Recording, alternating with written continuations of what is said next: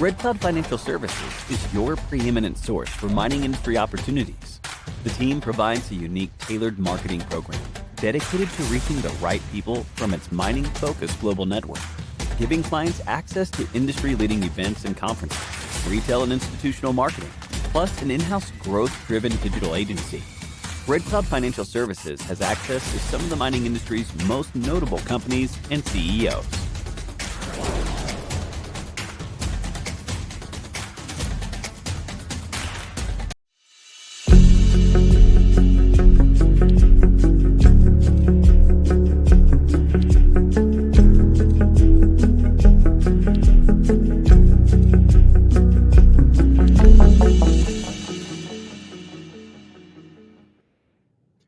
Hello and welcome to this live core conversation brought to you by Red Cloud Financial Services. I'm Mark Bunting, the host of RCTV. Today's topic, and thank you very much for joining us, by the way, we'll be taking questions if you have any, and we'll try to get to those toward the end of the show. You can put those in the comments section. Today's topic is critical mineral strategies. And to help us guide us through this and to navigate it for us, we have Abigail Hunter. She is Executive Director of SAFE Center for Critical Mineral Strategy.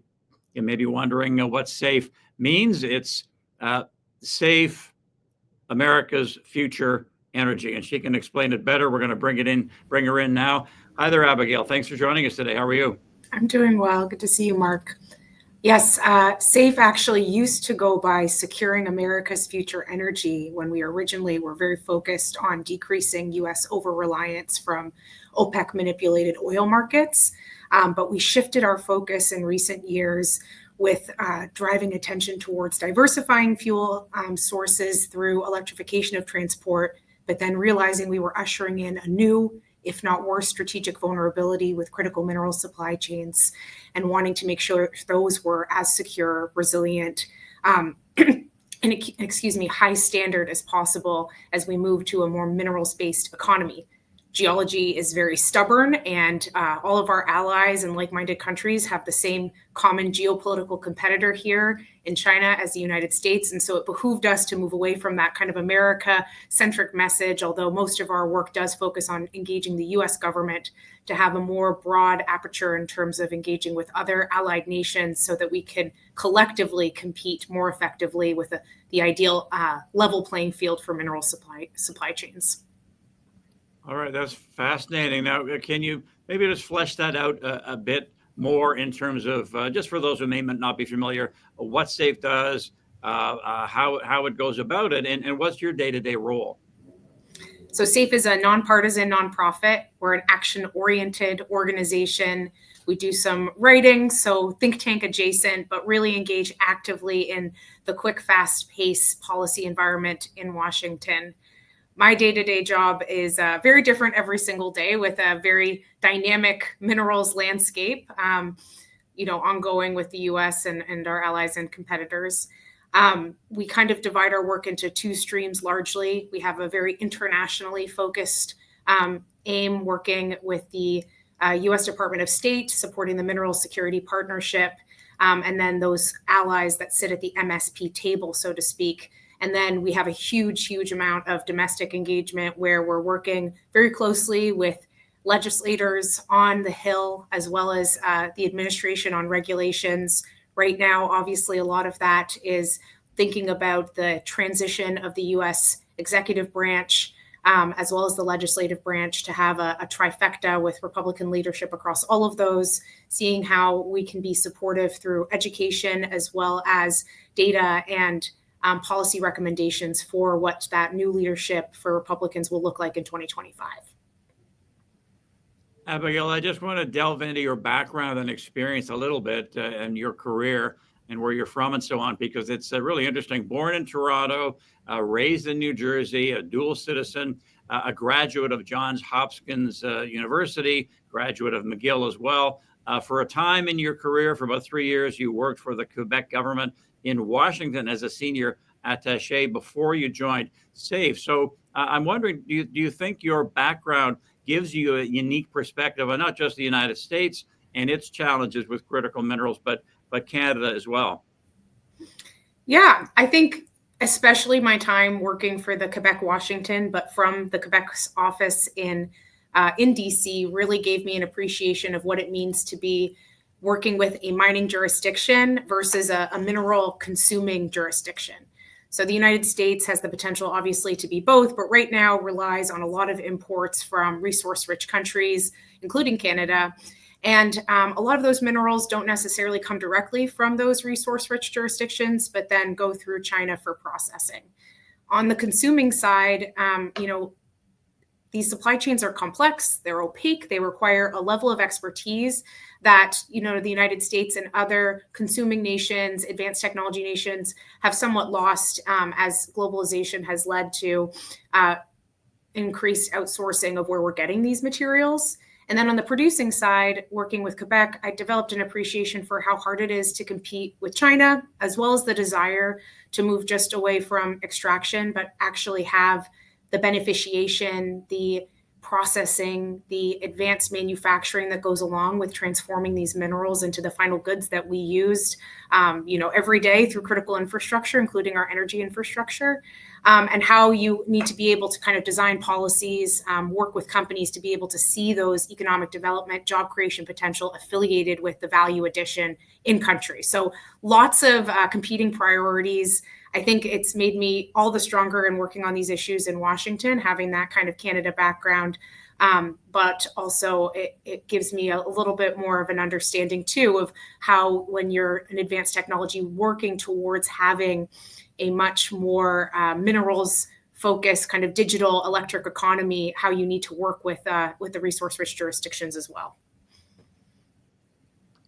On the political front, Abigail, we may as well get to the tariffs and incoming President-elect Donald Trump straight away here. You've said, I'm paraphrasing a little bit, but with these tariffs that he is proposing, and depending on how and when they are implemented, it really could impact negatively the critical minerals sector and the battery sector in the United States. Could you elaborate on that? Yeah, I think it's first important to emphasize SAFE's position on trade policies is that they're definitely helpful tools when it comes to diversifying, securing, and increasing the standards of critical minerals supply chains. However, they are inherently blunter, which means that they have tensions affiliated with them depending on what your policy goal is. So our big trade report that was released in October got its name from exactly that, trading tensions. Tariffs, for example, in the short term cut off supply from existing at scale and at cost resources. They don't necessarily equate to an immediate development of an ex-China, if that's the intention of the tariff supply chain. You need to have other kind of accompanying policies to see that through. It also could make things more expensive for the manufacturers that are using those minerals in the short term. If you're a big company, you could potentially have the ability to shift quickly, which is, I think, usually the intent behind the tariffs. But then for smaller manufacturers, you might just not have the ability to shift or identify a new source, and then you just have to pay the higher cost. And so reconciling that is really important as we delve into probably what's going to be an even higher tariff regime. I do think it's great, though, in terms of providing the incoming administration, as they've alluded to, some ability to negotiate, which many people have commented on with the speculative tariffs that the incoming former president might put on Canada and Mexico. Again, with our closest partners and allies, what you're negotiating may look different than when you're trying to drive higher standards in a resource-rich nation that doesn't necessarily have those. It is an ability to put a little bit more teeth behind some of the diplomatic engagement to actually drive more security and high standards in these supply chains. So ultimately, we have a lot to see yet in terms of how new tariffs, previously utilized tariffs will be levied. But I think the devil will be in the details in terms of whether or not they accomplish what they're set out to. It's being argued, Abigail, that China is in a stronger position than they were under President Trump's first term, and we've already seen them retaliate. They're going to be banning, according to them, certain minerals, germanium, gallium, antimony, which are used in various technology products, as you know. So do you foresee these retaliatory sort of tit-for-tat tariffs back and forth between the U.S. and China? Will that escalate, or will cooler heads prevail and maybe they'll come to some kind of agreement? Like, how do you see it playing out? Yeah, I mean, I think this week's announcement it shows it's the CTP's first targeted tariff, or excuse me, export control action at the United States with the Ministry of Commerce's updates. I would take this definitely as an escalation and direct response to the US's more stringent crackdown on China's ability to import chips and machinery with US designed components. But we have a bit of a foggy crystal ball here in terms of impacts. China's policy intent per their Ministry of Commerce announcement is to ban the export of dual use materials to US military users. So not necessarily the commercial sector. They explicitly announced the export of any of these materials for military use for the United States to be prohibited. Second, they did the outright ban of exports of germanium, gallium, and antimony to the United States, regardless of sector. And excuse me, stricter review over graphite end users for export as well. What comes next in terms of process change, as far as we understand it, is right now under the current export control regime, Chinese companies exporting the materials need to apply for an export license. With the export ban to the US market, they simply will not get those licenses to anyone exporting to the United States if they kind of fall into those three policy priorities I outlined.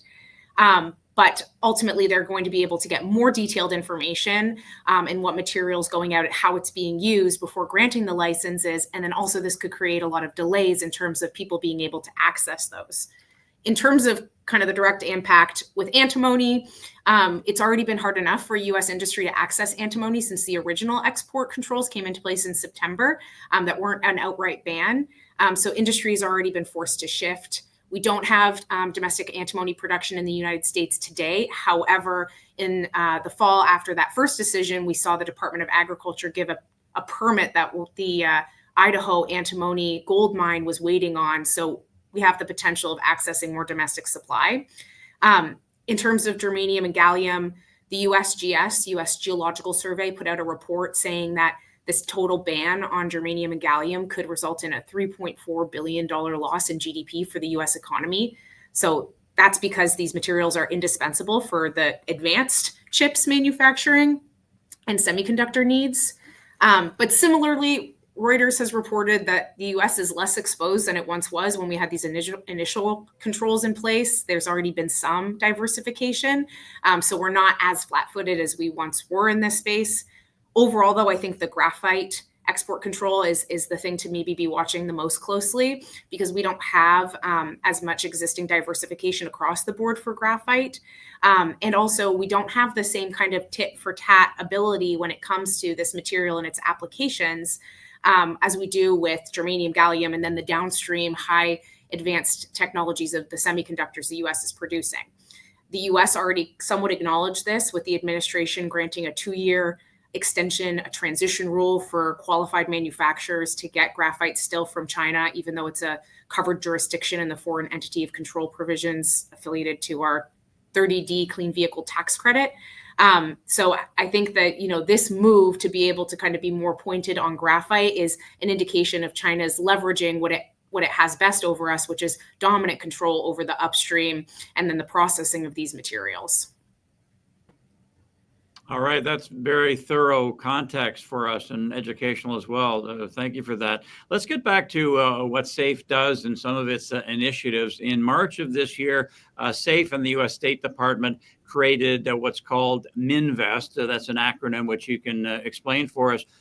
Can you explain what that is, what the work is that's being done, especially as it relates to original equipment manufacturers, which we know for a while now have been directly investing into critical minerals projects? Yeah, you can tell I'm coming from Washington, Mark, with all of these crazy long acronyms, which we love to do here. So MINVEST stands for Minerals Investment Network for Vital Energy Security and Transition, but really Minerals Investment Network are kind of the prominent words to remember here. The kind of three-pronged groups that we're targeting to join the Minerals Investment Network are folks from the financial sector, institutional capital, venture capital, PE firms, But then just as importantly, as your question gets at, the principal purchasers of these materials at the end of the supply chain node, which I'll get to kind of your core question there in a second. And then lastly, major mining companies who have the ability to invest in these projects themselves and are, very involved in the sector through, obviously their large operations, but then increasingly through M&A. So for the OEMs, we've seen a couple of different strategies emerge in terms of how and what type of investment directly into projects are happening in the upstream. I think largely a lot of this focuses kind of on the process materials. A former colleague of mine for the Quebec government who now works for General Motors likes to say, and has said when we were actually in Sudbury together, that nickel doesn't actually really help the OEMs. It's nickel sulfate. And so we really need to make sure that you're engaging in developing the supply chain to that degree so that it can be applied for the specific battery specifications that are needed. So you're seeing more action in that space. A lot of these supply chains and investments are emerging with IRA compliant, as I was talking about before, that one tax credit that has sourcing provisions, IRA compliant sites, where you've seen some strategic investments there. It's a little bit up in the air what's going to happen with that tax credit with the incoming administration. We see it as a really, really important demand signal that's actually forced some movement of supply chains and prompted some of these investments that you're alluding to. And so we hope that some form of it, or at least the intent behind it, stays in place so that we can actually accomplish the diversification needed in this sector and more effectively compete on a level playing field with China. I hope that gets at your question, but again, no, it's a lot of content, so we'll let you jump back in for clarity. No, that was great. I'd like to move on to the financing aspect of mining. You've said, and it's been echoed by a lot of the people that we talk to at Red Cloud, people who run junior explorers, for example, mining companies, that traditional financing in capital markets has really been eroded. And so SAFE, another initiative this year that you can tell us about, is called the MSP Financing Network that was created in September, really trying to alleviate that shortfall and sort of fill that void. Could you elaborate on that program, especially from the government perspective? Happily. So the MSP, just as a quick 101 for people listening, is, half the world's GDP, over a dozen mostly consuming countries, like-minded, who want to make sure that they're banded together to drive investment towards responsible and strategic critical minerals projects, thereby diversifying these supply chains, upholding high standards, and then trying to develop as much recycling as possible. MINEST, which we do with the State Department per your last question, is really kind of driving private sector investment and engagement into this initiative, because it's a very hefty price tag and not necessarily the greatest market or financing dynamics, as your question pointed to, for us to actually drive the capital needed toward these projects. So how do you take kind of the government attention and make sure that you're effectively using that to defray the right types of risks to get the private sector investment catalyzed and crowded in? So the MSP Finance Network is made up of the export credit agencies, development finance institutions, government-backed funds, and the like, all of which have the ability to typically provide loan services, sometimes equity, sometimes political risk insurance, sometimes technical assistance into these types of projects. These bodies long predate kind of our attention towards the sexy topic of critical mineral supply chains, but are increasingly kind of having a spotlight on them because of their ability to invest in these types of projects and meet some of the downstream goals that consuming countries are looking at. And so we work really closely with our EXIM Bank in the US context, our US International Development Finance Corporation, to help support them in their critical mineral endeavors. The finance network allows for communication, information sharing amongst these groups, especially when we're trying to drive the attention of MINVEST towards the projects that they're financed. And then occasionally, when it makes sense and is appropriate, the co-financing of projects. These bodies inherently compete with each other, but to the extent that we can all use a little bit more co-opetition to drive the development of ex-China projects, we're ultimately going to benefit for a more secure and reliable supply chain. Okay, Abigail, still with MSP, and let me know if I have this right. So MSP has 14 country members plus the EU, and it's granted a forum member status to various countries, including Peru and DRC and Zambia and others. And this is as long as they adhere to ESG standards. So specifically with African countries, you've said that they're very reliant on financing from China. They send a lot of their minerals to China as well. So what are the challenges there as far as trying to get some of that financing and minerals flow going west instead of east to China? Yeah, so the MSP Forum has, sorry, it looks like you guys lost me for a second. The MSP Forum has kind of two work streams affiliated with it. One is really focused on policy that the European Commission runs, and then one is really focused on projects that the United States is supporting. I think the kind of grander vision here that prompted the official creation of the MSP Forum, though resource producing countries were always invited to MSP Secretariat meetings and engage through the platform before, this is just more of a formal way to kind of bring them into the fold, is you don't really have any other game in town in a lot of these contexts besides China, whether it comes from offtake or from investing. And so you have all these great assets that you don't necessarily have other competition in terms of investment or buyers. And that ultimately, that concentration, market concentration, drives what we see as a race to the bottom. When you have more players at the table that are able to add different offerings, especially through the bodies that I mentioned before, those export credit agencies and development finance institutions that usually have really, really kind of strict and effective due diligencing regimes that think about these standards, then you can see kind of a unhealthy dynamic emerge where the host jurisdiction can make sure that the projects being developed are the ones that are best for their citizens, for their environment, and for their economy largely. And so that's really what the MSP Forum is kind of enabling, especially as those resource-rich jurisdictions are trying to get more value add there. I think it's really hard for these countries to be seen as picking a side between the West and the East, so to speak. But that's not really what this is getting at. It's just trying to develop, invest, and diversify the sector without at any point kind of compromising on standards. All right, Abigail, I want to remind our viewers that we're taking questions. We have a few questions in the queue from Bill and Paul. They're both on uranium, and we'll get to those in just a while. But let's move things to Canada. It can be argued, I think, that Quebec probably has the most effective and coherent critical mineral strategy. But then nationally, again, when we talk to a lot of people here at Red Cloud, people who run companies, they're really dissatisfied with a lack of cohesion from the federal government in terms of a coherent strategy. So do you have a view about how Canada is approaching things, the time it takes for permitting and the lack of funding and all these complaints that a lot of these companies have? What is your overall view of how Canada is approaching critical minerals and vis-a-vis the U.S. as well?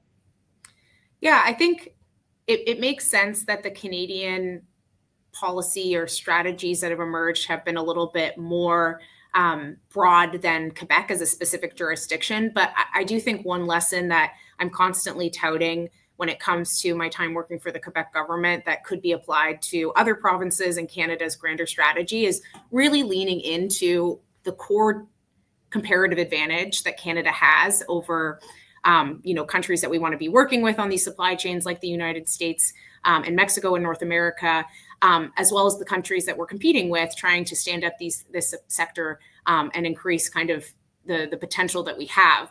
And that is really kind of the mineral potential we have, the benefits of co-locating, the beneficiation, the processing alongside mine sites to decrease logistics costs and movement, and then the abundance of energy and space that Canada has to develop this sector.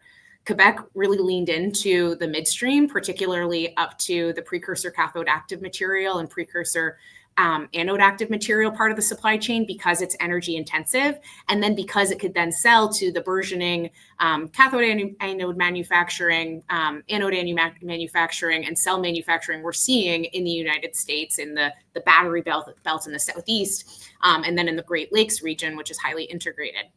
I think definitely the U.S. could do a little bit more on CAM and AM, where it continues to be a little bit of a gap in our supply chains. But nonetheless, Quebec was really able to position itself effectively that way. And you see that with the Bécancour battery campus. So leaning into kind of that core competitive advantage is really helpful. Additionally, there's some permitting hurdles and infrastructure hurdles affiliated with developing the sector in Canada. And those, compared to China, where you have industrial parks that are pre-permitted, have natural gas lines set up, have electricity lines set up, it's really hard for a company to then take on the onus of developing all those surrounding infrastructure needs for their project. And so I think, being able to lean in that sense, to the extent pre-permit, invest through, the existing programs the Canadian government has to actually make those projects more competitive in Canada, the choice selection of a site location would really benefit. But I think, that's still happening. You see the Canadian government starting to do this, and some great progress has been made. Okay, Abigail, let's get to these questions from Bill and Paul. I'm going to combine them. They're on uranium. Bill asks, can you comment on whether uranium will be added back to the critical list and why it was taken off? And then Paul says, can pressure be applied to get uranium added back to the critical minerals list this legislative session, removing the requirement that minerals be non-fuel to be considered by the USGS and overcoming the Department of Energy's focus on electric vehicle mineral requirements?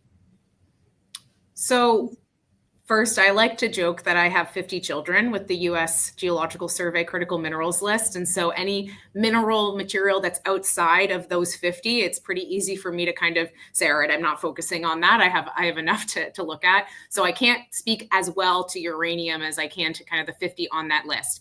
I would point to the U.S. Geological Survey's methodology as to why they do not have those minerals on the list today.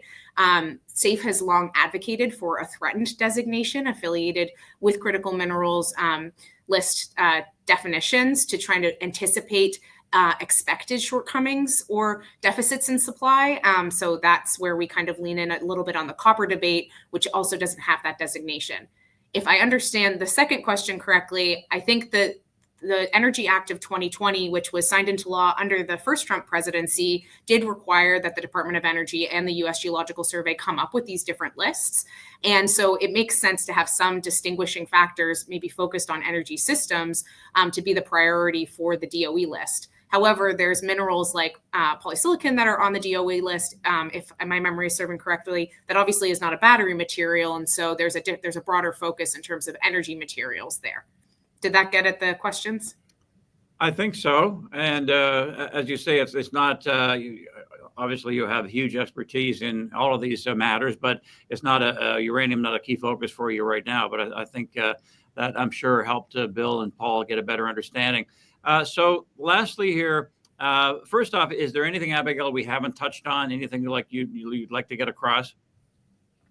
I would just say, specific to kind of the Canadian aspect of this, I think there's a big opportunity for the Canadian government and the incoming administration to kind of pick up where they left off when the Trump administration left office on particularly the Canada-US Working Group for Critical Minerals. That effort continued under the Biden-Harris administration, but I think that we could dig in a little bit more together on that going forward. And so just something to think about as the transition is putting together, recommendations. And I'm sure that the Canadian government's already reaching out. But how can we bolster that existing work stream to kind of meet the challenges of the day, particularly the low price environment, the challenging financing situation affiliated with this sector, to be more competitive as a continent?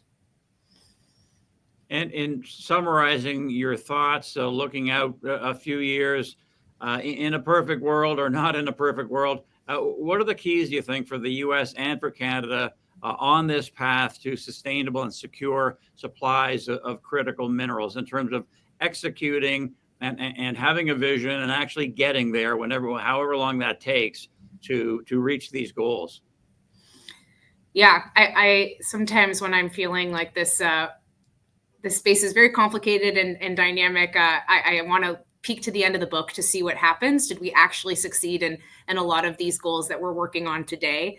I think the big thing to focus on, and I'll sound like a broken record, but really diversification. Whether or not you're, have a largely consuming economy with the automotive sector like the United States does, needing kind of new minerals for the increased demand for autonomous and electric and connected vehicles, or if you have this potential affiliated with producing, but are somewhat disadvantaged by the distorted market that we're operating in today, diversifying these supply chains will benefit all of us. It'll make for a much more competitive and true competitive dynamic where you're with your suppliers and your buyers, but also it brings security of supply. We've seen through the pandemic the challenges affiliated with supply chain concentrations and what it means in a pinch when you're not able to access these things. But same thing with resiliency, with the formula challenges the United States saw. If everything's in one place, then that's obviously going to be cause for concern. So any way that we can elbow our way into these highly concentrated supply chains, particularly the midstream, I think we'll all be more benefited from it. So. Abigail, I'm going to squeeze in one more question here from Bill, if you don't mind, and then we'll wrap it up.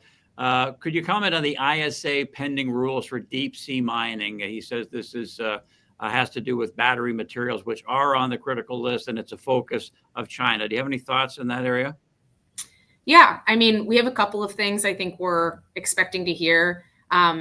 I believe the last National Defense Authorization Act required that the Department of Defense do a report on the potential of deep sea mining to get at some of the challenges we've outlined in this conversation. And so we should expect that report to come out. I think it's already a little bit past the expected deadline. It might go straight to Congress if there's sensitive information into it, but that I think will contribute to the incoming administration's thinking on these issues. We've also seen an incredible push for ratification of the Law of the Sea. So the U.S. at least has a seat at the table and can actually engage in these conversations. That might be more likely to happen under the incoming administration than the current one. But that's something to also watch for next year with the new Congress and the Trump-Vance administration kind of taking the helm. Abigail, you've really provided an education here for us. We read a lot about these kinds of issues in critical minerals, but you really drilled down for us and gave us a better understanding. So thanks so much for your time today. We appreciate it. Thanks, Mark. Happy to be here. All right. Abigail Hunter, Executive Director for SAFE Center for Critical Minerals Strategy. Thank you for your questions today and for watching. You can watch the replay if you missed any of it on Red Cloud's YouTube channel. As mentioned, we'll be continuing to hold these live core conversations. They're proving to be quite popular. Nothing really lined up before the holidays, but definitely in the new year. So thanks a lot for watching, and we will see you next time. Take care.